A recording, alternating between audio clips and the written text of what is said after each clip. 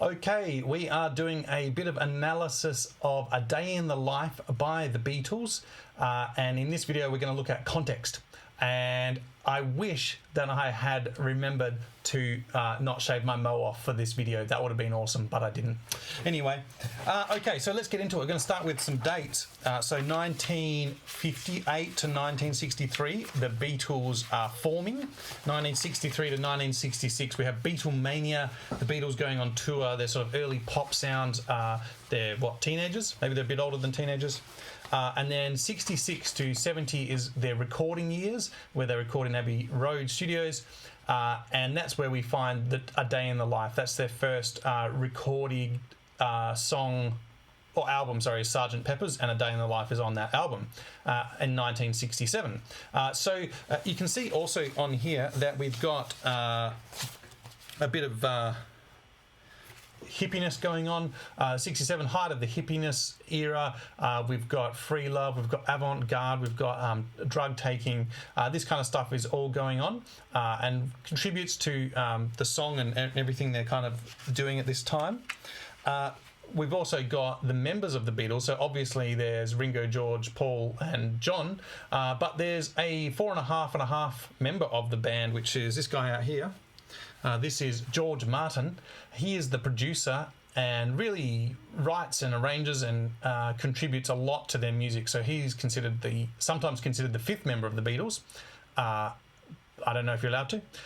And then I said the 4.5. The other half would be also the Abbey Road Studios that they're in. That's an important location and place, and for some reason they worked well in that place.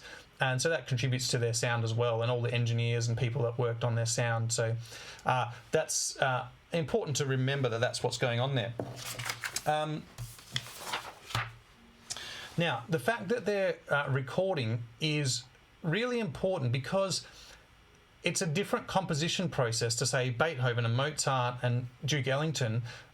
What they're doing is they're tracking and overdubbing, and they're doing a lot of things orally, and listening back to it. So tracking, for example, means that they play the guitar and record it, and then they play the drums and record it, then they play the vocals and record it. They're not doing it all at the same time necessarily, and they might do hundreds of takes and get the right one.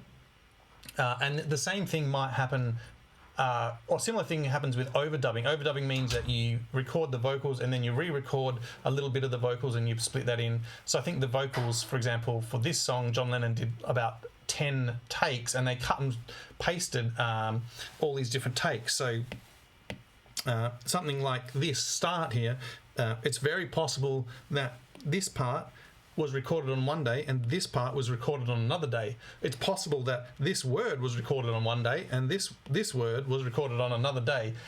They definitely do that now, and they possibly could do that back in the day as well.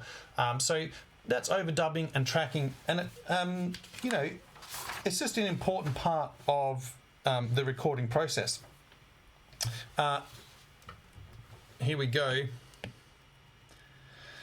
So talking about also the recording and George Martin and these kind of things, when I've done the score here, what I have added in is basically an effects track, because there's lots of things going on in the audio recording that really add to the music. You can't ignore them.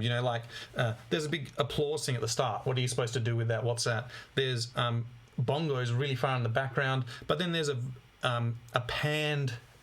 the vocals are panned really hard to the left, and then it goes really hard to the right, and stuff like that. There's echoes. There's double tracking where two things are done at the same time. So there's a lot there, and I put that onto its own track in the score, so it's easy to analyze and you can hear what's happening and how it contributes to the song.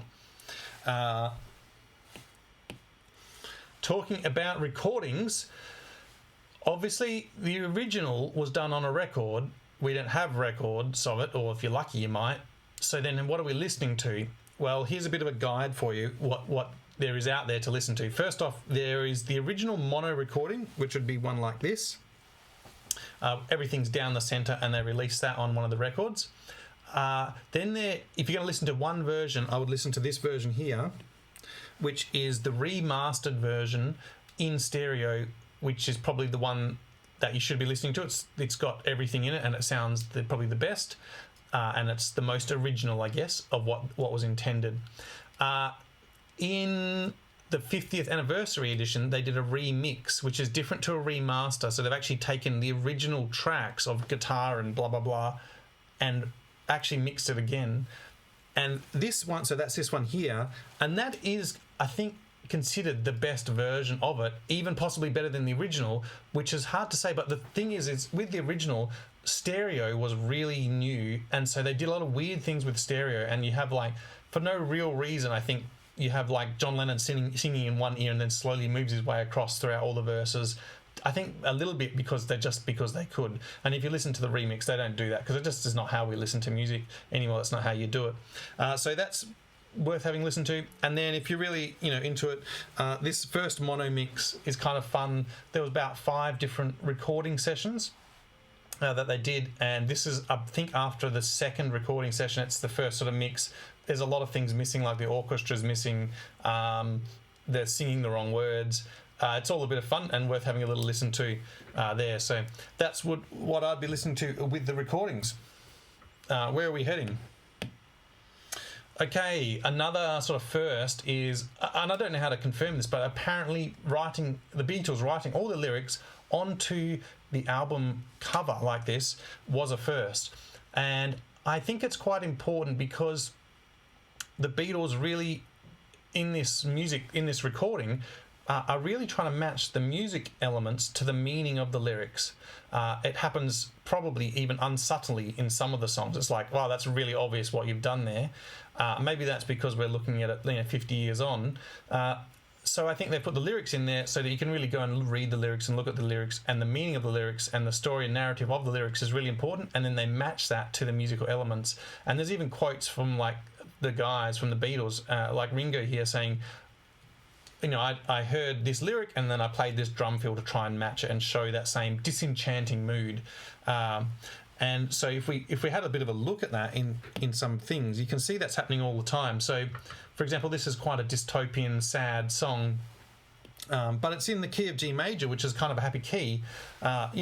G major is not a sad key or anything, depending how you play it. But by having the descending bass line here, it gives it that really sad tone. It's played lower in the register. It's played slowly.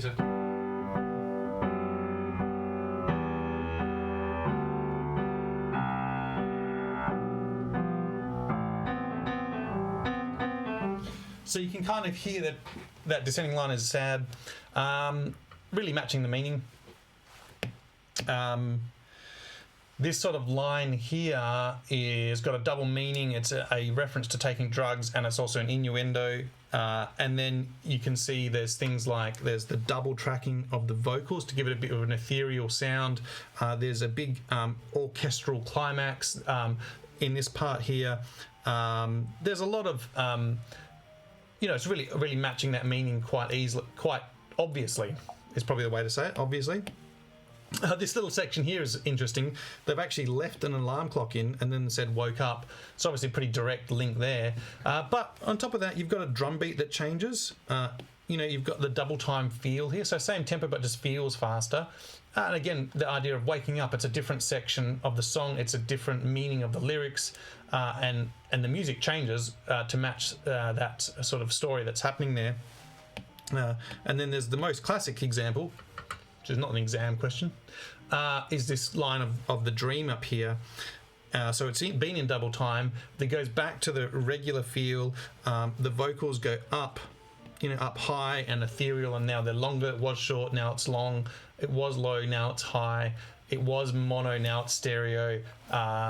All these kind of things trying to make it feel like it's a dream-like sort of sound going on there. So you get this really obvious matching of the story to the musical elements, and it makes a really fun listen if you try and read the lyrics as they go along and see how they did it and how they matched it. Okay, so I hope that helps you do a bit of analysis, and I will see you soon.